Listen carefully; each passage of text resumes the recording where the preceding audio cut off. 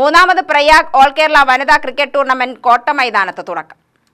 ആദ്യ മത്സരത്തിൽ Thalassery BK cricket ക്ലബ്ബും പത്തനംതിട്ട കോഴഞ്ചേരി കോർഡിയൽ ക്രിക്കറ്റ് ക്ലബ്ബും ഏറ്റുമുട്ടി. പാലക്കാട് നഗരസഭാ ചെയർപേഴ്സൺ പ്രമീള ശശിധരൻ ടൂർണമെന്റ് ഉദ്ഘാടനം ചെയ്തു.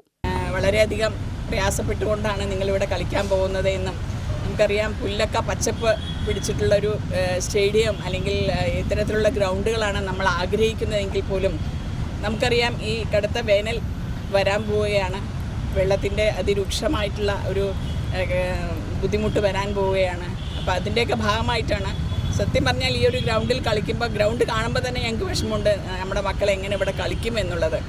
പക്ഷേ രണ്ട് ടീമും ഇവിടെ കളിക്കുന്നുണ്ട്. തീർച്ചയായിട്ടും ഈ കളി നല്ല രീതിയിൽ പാർട്ടിസിപ്പേഷനാണ് നമുക്കെല്ലാം ആവശ്യം.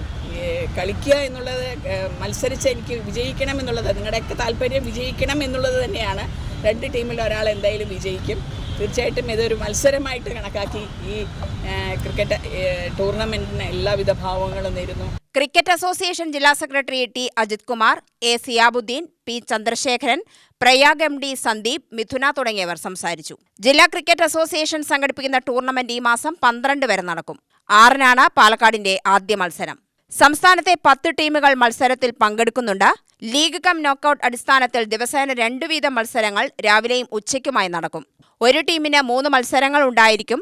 ഇന്ന് നടന്ന രണ്ടാമത്തെ മത്സരത്തിൽ തൃശൂർ ട്രിഡന്റ് അക്കാദമിയും തൃപ്പൂണിത്തറ ക്രിക്കറ്റ് ക്ലബ്ബും ഏറ്റുമുട്ടി.